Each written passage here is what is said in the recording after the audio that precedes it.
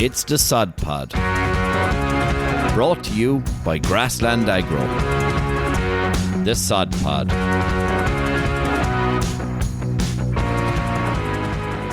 Hello, and welcome to episode 16 of the Sod Pod. We're delighted today to be joined by Danny Bermingham. We're on a beautiful farm here in Doonbeg. Welcome on the show, Danny. Thank you very much. Let's have a word about your farming journey. Go right back there, and what's the story here? I suppose I'm farming it since 1989. Well, it was in by default, really. My father would have died sudden in the late 80s. And I suppose, but I'm farming my own right since 1996. My mother handed over the farm in 1996. But I suppose all the development work really started in 2002.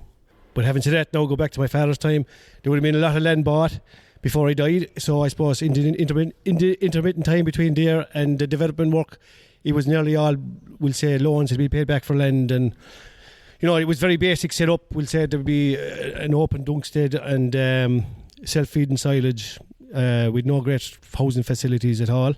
I suppose, in fairness, again, go back to my father.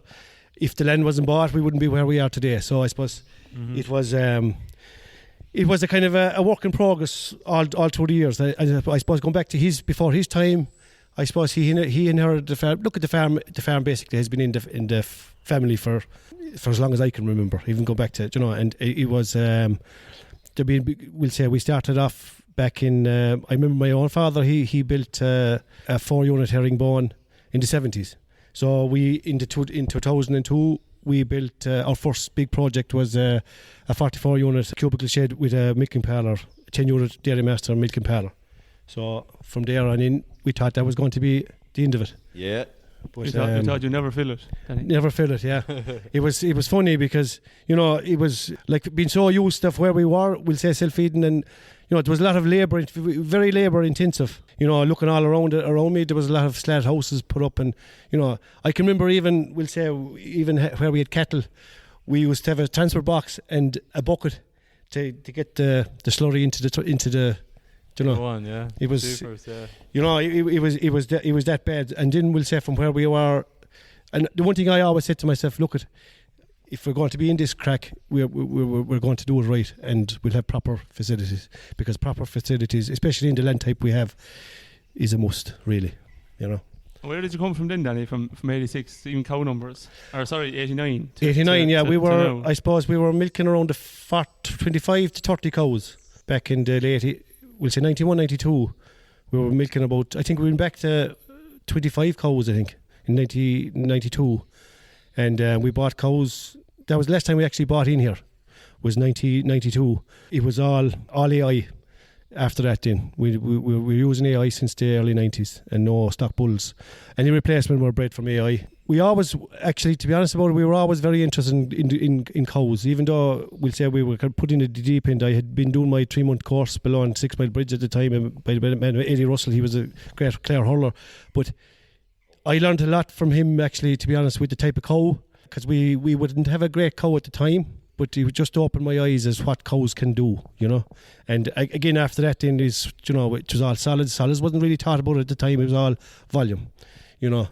And grass management was very poor. Like, I mean, I remember, we'll say cows would go through the whole farm and it would never be, you know, to be no surplus bales taken out or to be just topped. And, you know, grassland management was very, very bad at the time. Yeah, and you've obviously, even since then, put in a new parlour. You put up the 44 cubicles and the shed there that we're looking at.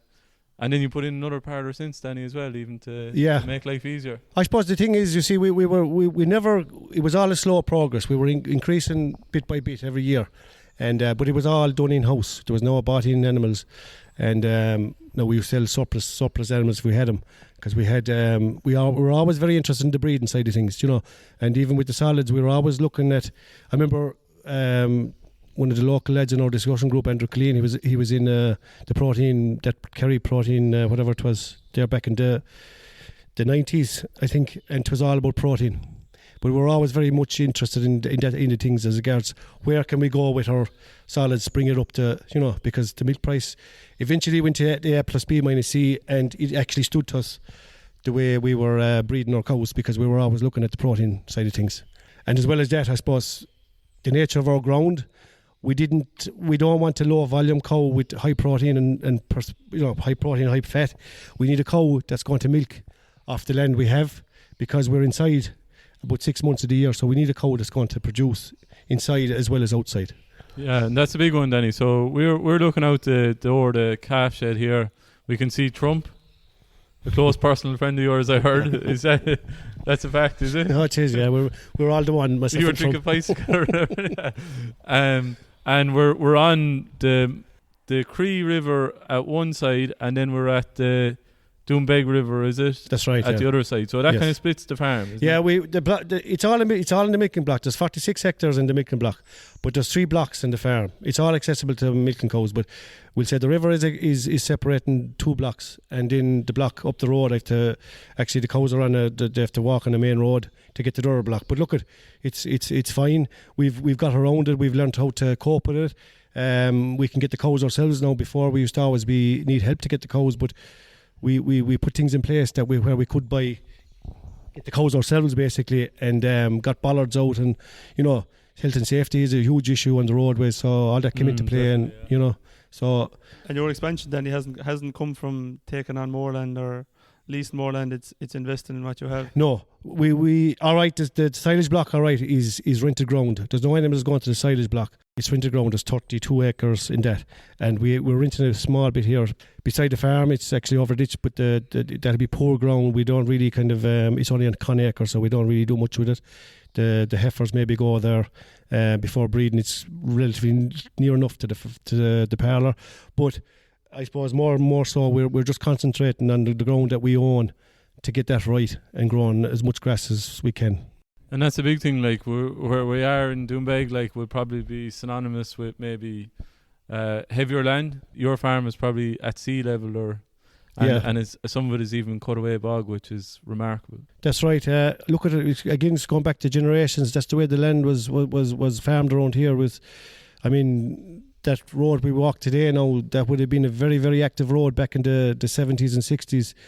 My father used to own a pub, the Ocean View Bar there, and actually he built that bar. But I can remember him telling me, the sessions they used to have to come up from the bog, the bar would be packed, with lads cutting turf for the Sláán, Yeah. But all that turf, we'll say we don't have quite a lot of cutaway, but it would have been all reclaimed by my father and his grandfather, his father.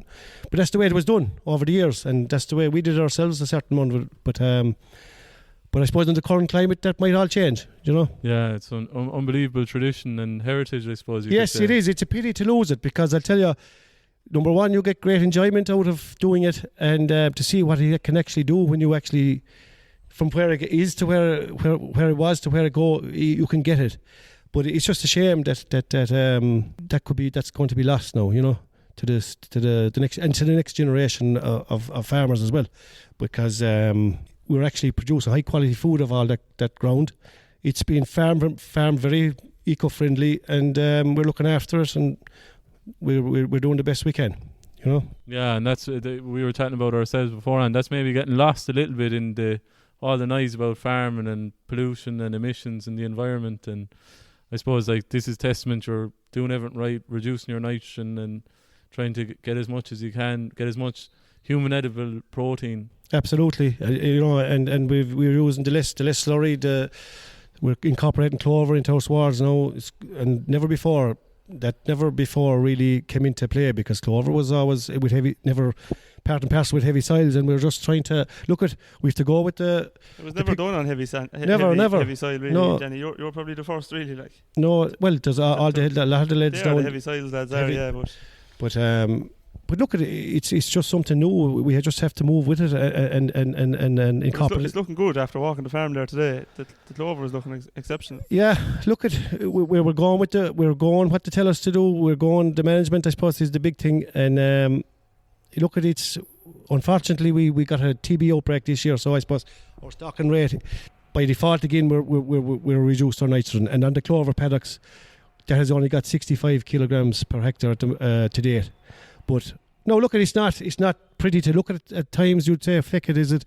But we're just going Starved, to stick. Yeah, it's hungry looking, and we're just going to be patient with it and go with it, and please God, it'll bear fruition. It's like even I remember, it's like going back to your own products when we started using them over time. It was well worth, and I'm thinking, I'm just hoping the clover now is going to be the same reap the same benefits.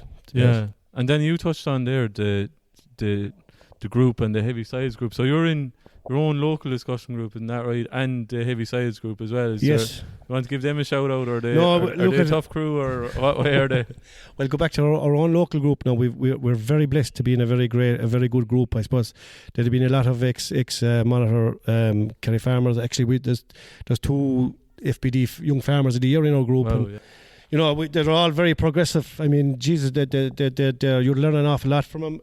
You know, it's very, very important, I think, for people to actually join a discussion group, because what you can learn from the group, even from a social aspect. That's a big thing, isn't it? Oh, absolutely massive. Like we try to go away once a year, and you know, That'd be a sensible trip, would it? it would of course. Early nights, yeah. We're all very sensible. A spa weekend, Yeah. is it, or something like that? I've heard a few stories from the heavy soils one, but Yeah, well, I've never witnessed it. No, we won't tell tales though. I was never invited, Eddie. But yeah, and then to go back to the heavy size lads, God, we joined the programme in 2012. We're all very much family farm orientated. Great bunch of lads, you know, made great friends, and you know, we'd often ring up and see how we're getting on, and you know, compare notes, I suppose. But again, go back to the programme. You great facilitators, your own father, John James. Sure, he was killed asking you for you before we come over. No, I'll tell you, he was a great mentor now, in fairness. Look, he was always very positive, always, you know, if we were feeling, saying this isn't going right, he'd always be encouraging, and no more so than Pat, and we'll say even Ger Courtney with the Kerry Agri Monitor Farm. But again, it's all relative to where we are now. We wanted to try and get the better of ourselves. You know, we like to be benchmarked against the best. So I mean, we're trying to produce the best quality food that we have, and I suppose cost effective as well. And again, I suppose go back to the grass side of things. Sure, I mean, that was a big thing as well, and soil fertility, all with the heavy soils programme. You know, yeah, and then Danny, I suppose, like, we're obviously proud sponsors of the Grass 10 programme as well, and there was a very proud day here in Doonbeg where you were crowned in 2018, wasn't it? 2018 yes, heavy size category winner. Yeah. What sparked you to enter that, or why would you, or what you get out of it? Look at it again. It's benchmarking yourself off the best, really. You know, I suppose I knew from my own things, farming the farm, and you know, that we'd have a fair chance, and look at it's just, I suppose, a bit of recognition as well. It's nice to get a bit of recognition at times for what you're at. It was good, because you know, again, go back to the heavy soils. I wouldn't be, you know, we're always draining our ground. I think there's 46 hectares in the farm, and every bit of hectares in that farm has to be drained and reseeded. We've no dry acre in the farm. So basically, that was one of the main reasons why we joined the programme. We were interested in joining the programme because we were draining ground for years, and probably not doing it right, to be honest. Yeah, that's a big point, isn't it? Yeah. You wouldn't have done this overnight, Danny. You obviously had a long game plan here that's been going on, because it's amazing there to look at it. Yeah, but see, that's the thing. You know, we I suppose again we had the farm. You know, we didn't have to buy the farm. It was our own. It was a family farm. So looking at my father's point of view, I didn't want to let his memory. Yeah. You know. He was a very progressive farmer, and I just wanted to maybe continue that, even though we were kind of put in the deep end. We didn't really know whether we wanted to go farming at the time. But as I said, when it was handed over, 96 loans were being paid off, it was time to look at where we were, and we couldn't keep going with the facilities that were there, because we wouldn't be in business today at all, really. Even on the drainage there, Danny, like I'd nearly argue that you are the expert in drainage in the country, and John's father now, James, might disagree, but I won't give it to him because he settled in Kilmaley, and I won't give it to Pat too because he's from Limerick. So, but I would say that you were like you're the lad that's on the ground doing the drainage. Like we were over on that block over the road today, that field you've drained there, it's exceptional, like, and the investment in it is serious. And when I was here 2 or 3 years ago, I know James and Pat were here the same day, and they were doing levels on the field, and 1900 metres of drain you would put in. Yeah, it's not for the faint-hearted, no, to be honest.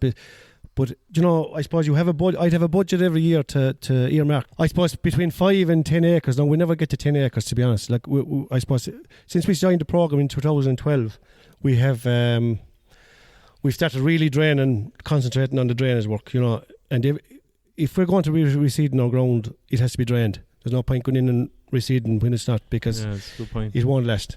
And so it's costly. So it's working out about €3,000 an acre to drain by the time you're finished with that full drainage reseed work. Now we mow plough again. We learned from the heavy soils the nature of our ground. The deep drainage work. It's shallow drainage. You go down a meter deep with your drain. Put in your 4-inch pipe. We use the JFC pipe, 4-inch pipe, and then we mow plough 15 to 18 inches across them. They're spaced out every 10 metres. But the mow ploughing really kind of look, we're not going to dry our ground at all. It's just when we do get those big deluges of rain, it's just getting the rain away as fast as we can. And that's a big point, like that you said, because lads decide to go at drainage and maybe they don't dig the test bit, and the type of drainage that works for your farm. We still see lads going wrong. It's very important now to you have to know your ground, because you could have one part of the farm, like for example here now we have muddy ground and we have bog ground, and by the river there's the red earth, which is good ground. But the only problem with that, there's 3 different soils in one paddock, so we've no real dry field. So but the thing is, you won't be draining the red earth the same way as you drain the bog or the And do you think, Danny, you're obviously very progressive. You're on Twitter and stuff like that, which is in the measure of progressiveness now by any measures. But do you think the lads that maybe see you and your farm understand how wet it is? The lads in the east of the country, or until they come down maybe and visit you, do they say, "Oh, jeepers, now I know"? Now I realise. No, but see, I suppose you could say that could be the same said for the other side of the foot. As regards, I suppose we're so used to our farm, we don't know any different. Whereas if I went into, I'll tell a story there now, Danny. Myself and James at Auckland, we were doing ground scoring, so scoring the perennial ryegrass on the farm there, and we were down the last block we were on there before we came into the shed. There was 3 or 4 paddocks there. We literally walked in the gap, and we just had to turn around. We couldn't even walk out. We had to pull ourselves out of it. It was scandalous now. And that like I know, as you said there, and you mentioned, I'll let you off now, but you said you were just used to it, but that is exceptional. But it's funny, even all the lads in the group, our own discussion group, were the very same way. They've the same, again, it's going back to exceptional, having an exceptional group, I suppose, the lads that you're kind of, you learn from, and you kind of, but look, we're again go to a dry farm. I suppose it was only when we started going to a dry farm that we kind of looked at our own ground, and you'll be thinking to yourself before we were doing all these things, geez, our farm is okay, it's fine, it's not that bad at all. But when you go into a dry ground, it's a different story. But look, at the same can be said for the dry ground. Look at the moment, we don't have a problem with drought. We don't have grasses. Our grasses. The way the years have come at the moment is suiting West Clare down to the ground, really. And Danny, what's your view on liming? Because a lot of farmers on heavy and black ground are completely against it. And you are the blackest of ground. Yeah, because I suppose before we joined the programme, look, I'd put my hands up. I always was very, very sceptical about using lime, because it was always been said that using lime on heavy ground was going to make the ground very wet. But since joining the programme, and one of the lads in particular, John Leahy, below Athe, he really, really went out with a limb with his lime. And I suppose after looking at what he had done, I said, look, and there was no detriment to the ground conditions, but we go little and often, maybe 2 ton. I wouldn't go with more than 2 ton to the acre, but little enough. But it's very, very important to get, before you even look at your P's and K's, to get the lime. Farm up around 6.1 or 6.2. 6.1 and 6.2. The boggy ground optimum for that is 5.8. Yeah. But look at, we try to get, we've limed everything now. We've gone with, we'll say, on the reseeded ground now, we put 2 ton to the acre this year now. There's nearly 9 acres that done drained and reseeded this year. That'll be getting the clover mix as well now. And so no, lime has to be, and Ger Courtney, in fairness, we'll say with the Kerry Monitor programme, he really pushed that on us, the lime. And it's really important. Danny, you're here in Clare. Tom Lillis will be the Grassland Agri advisor that you'll be dealing with. Yourself and Tom have a great relationship, and you'd often be pint scoring and all. But maybe give us a bit of a summary about how you get on with Tom and the different things you see. Look, I know Tom for years, even before he joined Grassland Agri. There's a lot of stories with Tom, and Tom could say it to us. But anyways, no, look at Tom joined Grassland, I suppose. Look at he was pushing the fertiliser, and he was local at the time, and we were kind of, we'll give him a chance. So look at once we started using it, as I said, the first year was very, very apprehensive about the whole thing, and I suppose we'll give it 3 years. Look at it has turned the place inside out, really. All the products, they're all specialised products we're using. They would have been a lot dearer than the conventional fertiliser at the time, but what was in the product really, really stood out. You know, we'll say you're talking about protected urea now. It was always in the grassland products from day one. It was a slow release nitrogen. Even the P's and K's, they were slow release. There was you know, as opposed to the conventional stuff that you would lose it straight away to the atmosphere. The conventional P's and K's, the nitrogen, as I said, slow release in P, it was there when you need it, you know, and that was really, especially in the environment we are in. But again, it's going back to the product. It's all pushed on us now about the protected urea and whatever, but it was always in the grassland products. And that was a big finding from the Heavy Soils Programme, Danny, was the phosphorus, and that's a lot of work I would have done with yourself and the other 9 farmers on the Heavy Soils Programme, and Pat and James. But the phosphorus was a big issue in trying to build that peat fertility, and it still is a struggle on this farm. Yeah. It is. Look, we're gone to the stage now where the building indexes doesn't really bother me. It's kind of feeding the plant year on year and getting the right product in there. Making sure there's phosphorus available when it wants it, essentially. Exactly, because you know, it's number one with the way the environmental thing is gone. We just can't be leaching that into the... Yeah, but you're doing a lot for the environment as well, though. Like, you know, it is something you're very conscious of as well, Danny. Like, you know. Oh, we would know. We would have sold a lot of hedges. You know, we would have. We'll say all the. Look, I suppose we're in the schemes, the glass scheme. I suppose that drove us in. You know, it's there's nearly 2 kilometres of river going through the farm. So I mean, that has all been fenced 3 metres back. We're in the glass scheme. We have sown hedges, and look at it. The thing is, you know, if we. You have enough storage? We probably, if we go on up on numbers, maybe we might need more. But look, that's not a problem. I don't mind. Look, slurry is not one time lads look at slurry and said, "Jesus, it's a nuisance," but it's this year, absolutely. It's a real. It's a good commodity to have now in your farm, and the more you have it, the less in your pocket you'll be buying fertiliser, really. And Danny, come here. John said that Doonbeg is known for heavier soils and whatnot, and might be maybe a bit less known for football, but you would have kicked a bit of ball yourself. Yeah, we actually seen you in Cusie Park there last year at the senior final. Well, I don't know, but yeah, we back in, look at Doonbeg has always been a great tradition of football. I think they won the first championship in 1955, and in the 90s we got, I think you won a few of them, didn't you? We did. We were in a great team that time. More than you. I just stopped you there now. Before I was coming, the outlad was asking me yesterday. He's like, "Oh, where are you going?" I said, "We're going back to Danny." He was delighted and he was asking for you.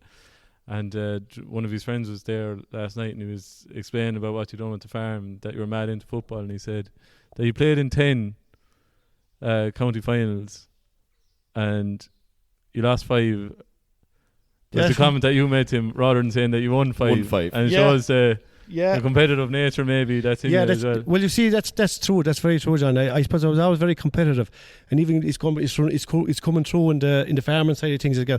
I suppose benchmarking yourself off the best, because look, you want to be up there with the best as well. No more so like in the 90s in the football. You know, I suppose it was a great learning thing for us as a person as well. You know, to where people, you know, a local community that's very much into their football, and again, we got into about 10 county finals, but we still lost a lot of them as well. Kilmurray probably. Well, 93 they beat us in 93, but Kilmurray took over then. But you look at the thing is, we were the first anyways to win the Munster Club and brought it back to the village. Yeah. You know, and that was a very big honor, a big thing to do, big at the time. And then the kids are following on the same vein as well. Well, look at I hope Cody's our oldest now. He comes out there, and the fair he's 10 now, and he comes out there, and I get him out now. He might be on his PlayStation if the day is fine. He'll be brought out. and he might. Trying a few clusters or. Oh, he is. Yeah, he comes out, and he mightn't like coming up, but when he's out, he's great crack, and he's good fun. He's good company. And he likes the football as well, which is great. And they all like the football. And you know, look, again, it's a family farm. It's a very family orientated. And, you know, Yvonne is very much in there as well. She's part and part. She was there from the start. Yeah, so she's seen a huge change then, and the farm develop as well. Absolutely. She was, I suppose we got married in 2007, but we've been together since 2000. So I suppose she was there when I suppose at the time when there was a house to be built. I said, look, to get this house up now, this shed is put up because that's going to bring in the money, you know. You know? And in fairness, she was 100% behind us, you know, and it's great. You know, you can see, I suppose, progress is great, and you get great enjoyment out of it, you get great satisfaction out of it. But again, it has to be, I suppose, sustainable, you know. Yes. And you know, that's very important, and I suppose we enjoy it too. And you have the social side there with the discussion groups and everything, and the environmental with all the different practices, and the economics is obviously having the cows and the grass. Mm-hmm. And then there's one thing there, like you have a big group maybe that you work with, but going down with TV, and you mentioned it briefly, like that's very stressful for a lot of farmers. Like how did you deal with it? Look, it wasn't nice. I'll be honest with you, it wasn't nice. You know, it's not, you know, especially after building a herd to where it is at the moment, and to lose really, really good cows, good EBIs, everything going for them. You know, but look at, I suppose, if you sit down and put your hands in your head and feel sorry for yourself, it's not going to do anything. I suppose talk to people. I talked to a few lads. You mentioned Twitter there, a couple of lads on Twitter there now that got affected with the TB themselves, and they got out of it. Look at, I'd be a very positive person anyways. It's outside the door, number one. It was, you know, we'll get over it. We have a lot of we'll say replacement heifers. You know, we've 35 coming in next year for the bull. So look, it's not the end of the world. If you know, it'll get by. You know, one thing I learned over the years: if you sit down and start, as I said, feeling sorry for yourself, and you know, you're going over. You know, just talk to people and talk about it. You know, just it's important to talk about it. Yeah, reach out to people. Yeah, but. But then, anyways, you'd encourage people to enter the grass then as well, would you? Look, it's again, going back to the football thing, we'll be very competitive anyway. So I suppose that was another thing in all these competitions. We just wanted to benchmark ourselves with the, you know. And what about the farm walk? Or what about the judging process? Was that tough now? Well, look, I suppose we'd be fairly good with it. We'd know our figures, and we'd be confident enough with our figures, because we were always actually grass measuring is. You look at, we were grass measuring for the last 15 years, and I think since we started grass measuring, it really, really has, you know, gives a great handle. Oh, sure, look at it. Without measuring, no, you're doing nothing. I think, you know, you have to be measuring. Again, it's go back to those competitions. You make great people, great farmers, and you know, you always take something away from it. But again, the grass measuring was a stepping stone to all that, because. And the judging was grand in the day. And come here, what about the farm walk? Did you enjoy that, or did you find it stressful? Look at the farm walk. Again, I suppose we're kind of used to our figures, and we're used to, we know if I didn't know our figures or something like that, I'd be very, you know. But look at, I don't mind opening up the farm to people if people can learn something from it. Look at great, you know. Like I've been to a lot of farm walks myself, and you'd always pick away something, you know. But again, but again, go back. Even Tom, now I talk about Tom. He was. We started buying the products, but the one thing I'll say about Tom is he has a great backup. You give out to him about it, and you say it's not working. He'd always try and fix it, and always try and go elsewhere to find a solution. And but look at it. That's important, and it's not all about products either. It's about relationships, and that's important too. You know. People should follow you on Twitter, Danny, because you do talk about the farm and what you're doing and the ups and downs of it, and I think people will get a great insight, and even more if there was a farm walk on here ever again, and I know you'll be promoting that, but you're not going down the farmer field route, are you? No, we won't be Tom. Look, I'll tell you, it's again, go back to Twitter. It's a social media outlet. There's a lot of people on there you'll learn from. There might be a lot of rubbish on there too now, but there's a lot of stuff on there that lads, really, really good lads that you take away from. You say, Jesus, look at that now. You might bring that, take that away. And it's how you pick up stuff. You wouldn't want to let things go to your head. Like, if people let go things to their head, sure, if you think you know everything, you're a fool, Danny, that's brilliant. I want to thank you for coming on. You welcomed us here and we got a great tour around your farm. For anyone who wants to check out Danny Bermingham on Twitter, his Twitter handle at Mount Rivers 12. Mind yourself out there. Farm smart, farm safe.